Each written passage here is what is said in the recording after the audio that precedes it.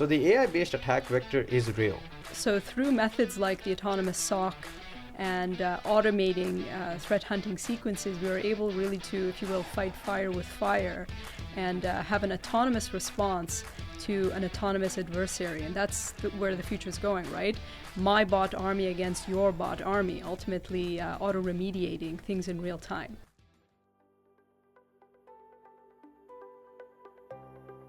Welcome to today's episode of Inside the Mesh. I'm Diego Ramirez, and today I have the pleasure of introducing Talha Iqbal, which is the Senior Director of the Cyber Intelligence Center, and Nisreen Shams, the AVP of Business Development at Bell Cyber. Welcome to the show, guys.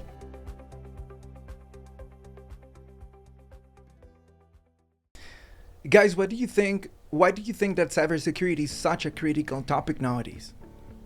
I think, the rise of artificial intelligence has really turned things on its head for every industry globally, especially cybersecurity, where we have really an asymmetrical advantage with the other side, meaning that the hackers now have a way to be able to wield the power of the American military.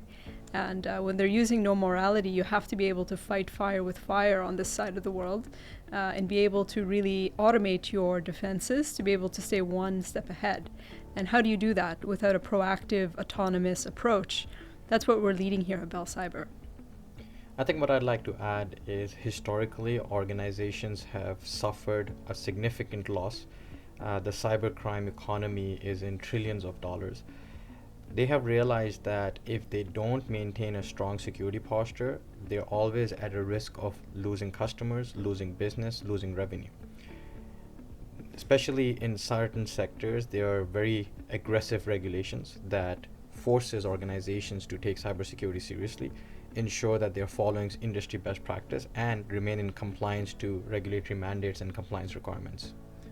What sectors of the economy do you think are leading the cybersecurity conversations?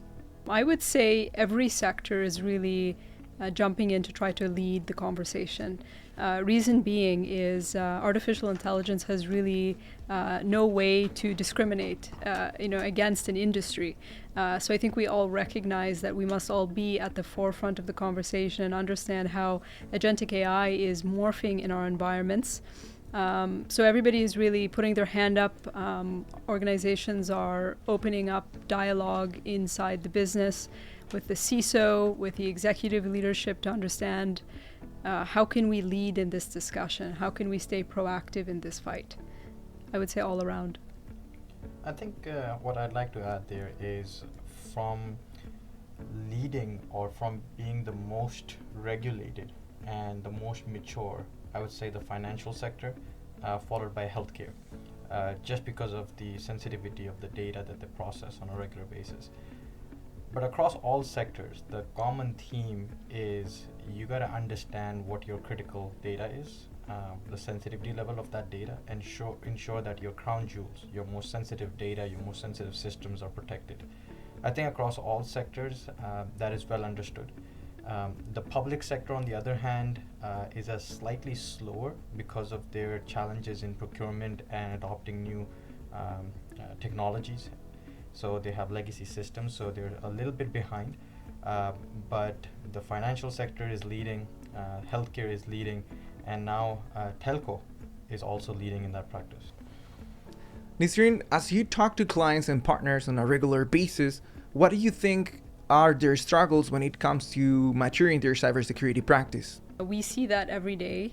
Security leaders are very interested in how are they going to ensure a 24/7, 365 seamless managed detection and response capability across their environments. And what's underlaying all of this is there is an unspoken fear and uncertainty as to how we're going to fend off these offenses, I should say. Implicit in that, I would say organizations are challenged with the talent. So the technology's there, it's great, it's there in spades. I can pick out the best SIM in the world, I can pick out the best EDR, but when it comes to how do I optimize, how do I integrate, how do I elevate this technology to be able to work in an ecosystem, many people don't have the ability and capability to do that, right? So we found this as a large point of discussion in the market. You made some great points. It's all about integration and automation. Organizations have the best in breed technology. They have the next generation EDR, they have the next generation firewall, the best SIM solution out there. But they're not extracting the value out of those solutions. They haven't integrated those solutions to work as a cooperative ecosystem, as you mentioned. The key here is how can I utilize the security investments that I've made today into delivering the outcomes that I want, which is faster detection, faster response time. Do I have the ability to contain a threat within seconds? Do I have the ability to isolate an infected machine? Can I disable an account if it's compromised without me picking up the phone, waking up my firewall administrator in the middle of the night, or trying to reach out to my O365 administrator to disable an account? It's all about building those playbooks, integrating and automating your responses. Now that we have AI, Tala, and you just mentioned automation, how is AI shaping the future of cybersecurity considering all the tools and technologies that you previously mentioned? Next-gen EDR, next-gen SIEM. How do you think AI is going to shape the future? It's a wonderful time we live in. Every security vendor has incorporated an AI into their toolset, which means that we can call upon that AI to get the results faster. We can run automated queries, we can enhance the detection capabilities, we can find insights that would otherwise take an analyst a lot of manual effort to discover. But leveraging the built-in AI in these tools, we can get faster response time, we can get the data and the results that we're looking for quicker. Now, how we are using AI today is to automate the incident response process itself. So when we have a detection based on the type and the nature of the detection, based on the attack category, the tactic and the technique that the threat actor is using, we can formulate a response. Now, previously that response was formulated by an analyst sitting behind their system, looking at the data, and then defining a containment strategy. Now, the AI can define that containment strategy. The AI can say, based on this attack vector, best practice dictates that I have to do A, B, and C. Through integration, it then calls upon the SOAR and say, go contain the asset, go disable the account, go kill all the active sessions.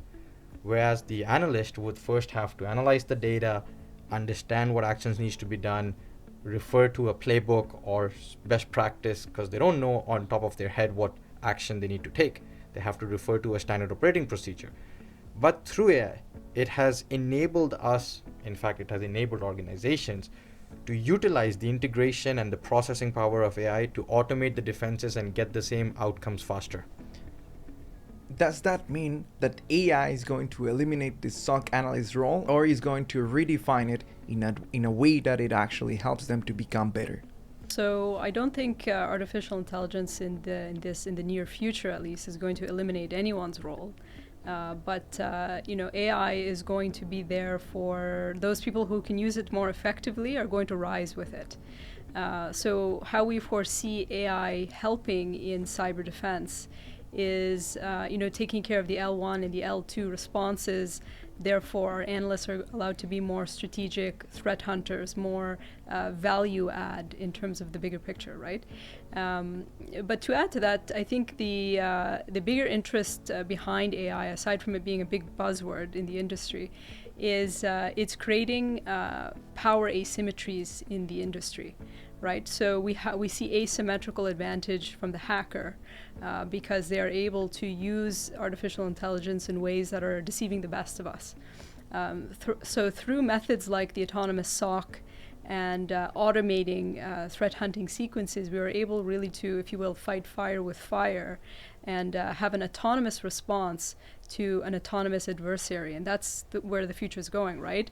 My bot army against your bot army, ultimately auto-remediating things in real time.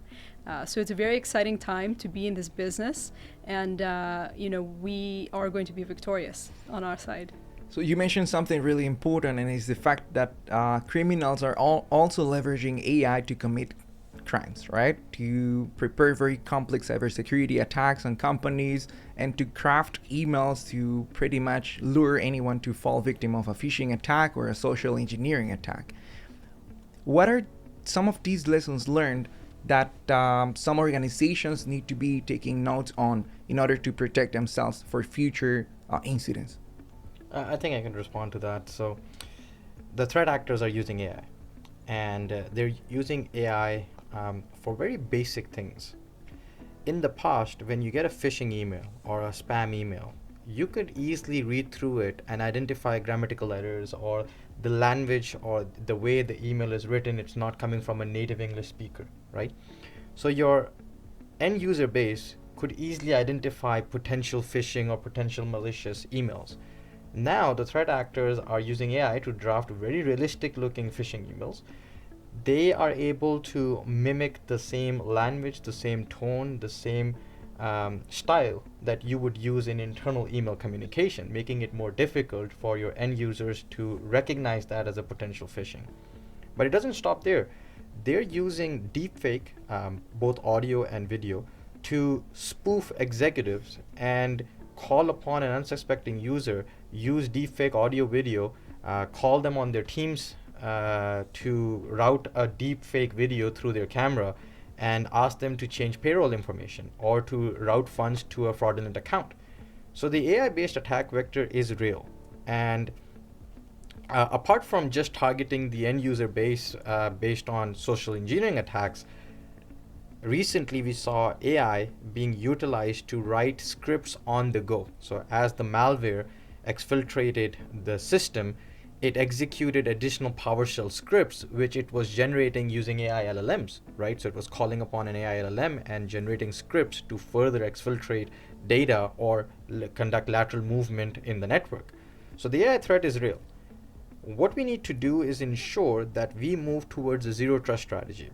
When we move towards a zero trust strategy, it doesn't matter where the attack is originating from. It doesn't matter if it's a human-led hands-on keyboard attacker, if it's an AI-based automated script or an automated attack. As long as you have a zero trust strategy, you can be confident in your ability to protect against sophisticated attacks. If you had to predict one major shift in the cybersecurity strategies that companies across different sectors of the Canadian industries are implementing, from your experience, Nisreen, what would it be? Hands down, it has to be proactive defense. It is not the easiest form of defense, but it is the only way forward. You must be able to have so much data at your disposal, have AI parse and analyze that at scale, and be able to take intelligent decisions. Otherwise, you're unfortunately taking a knife to a gunfight. You're dead on arrival if you're not engaging in proactive defense mechanisms. Autonomous automation, that's the future. I think what I would say is moving from reactive to predictive and preventive security. And that's not coming from me, that's coming directly from Gartner. Gartner said that by 2030, organizations would move from reactive to preventive and predictive security. What that means is that you'll be able to stop an attack before it happens. You'll be able to predict, and it's all about reducing your attack surface. It's all about attack surface monitoring. It's all about threat modeling, right? So moving from reactive security to proactive, predictive, and preemptive security. I think the world would be a better place if you can predict what's going to happen tomorrow in terms of the risk, right? How can you accommodate to that risk, and how can you pretty much be successful and protect your assets and especially your critical infrastructure? That's where I would also agree to the fact that prediction is the key, right? You can only predict if you have tools like artificial intelligence, security orchestration, and automated responses strategies as well. And if you have the right people in place, because from my point of view, these can only be successful if the people behind it, they're configuring the rules according to the necessities of each industry of the economy, right? One of the challenges is also finding the right people. Without the right people, your ecosystem is incomplete. Today, there is a shortage of skilled professionals in cybersecurity. You'll find a lot of candidates who are looking for an entry-level role in cybersecurity, but what the industry wants are seasoned security professionals with 5 to 10 years of experience, and that's the space where we're lagging behind. Now, to complement that, most organizations partner with a trusted third party. Yes, that can help you if your goal is to outsource your security and you want to put your trust in a managed security service provider. But organizations should empower their employees to pursue, learn, and focus on certifications, constant learning, and allow them and give them the resources to excel in their industry, in their career path. So, I mean, if I can add in closing, being in this industry for almost 5 years now, one of the most interesting things that I've really come across is, it's not AI that's going to take our jobs. It's really that person who is going to use AI better than you that is going to get that job or is going to be able to rise up into that role. So constant reminder to myself, how can I use AI to get 1% sharper every day? And I think that's a good metric to live by in this business. Absolutely, couldn't agree more. AI is an enabler. AI is a tool that you should know how to utilize. I'm surprised when people tell me they're not using ChatGPT, they're not using AI tools to their advantage. It is a core element, a core tool that everyone should be utilizing. It's for your own advantage. Be one with the AI. Absolutely. Thank you, Tala and Nisreen, for joining us today. It was fantastic being here. Thank you for having us. Thank you for having us. It was wonderful. Thank you, everyone, and I'll see you next week on our next episode of Inside the Mesh.